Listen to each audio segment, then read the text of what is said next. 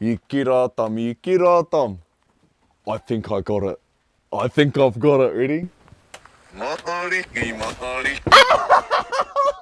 Yeah, that's it. Ore fam. Oh!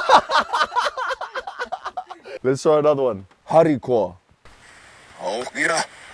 Haokira. Japanese. Tane mahuta.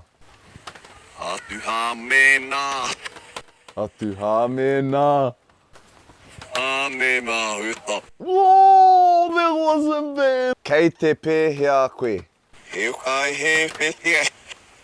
He koe hai pēhea.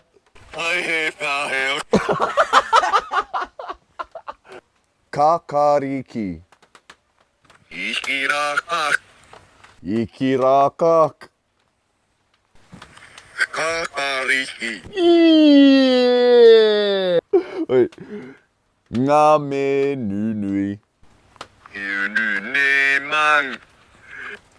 Ui ne mau. Oh, that was cack.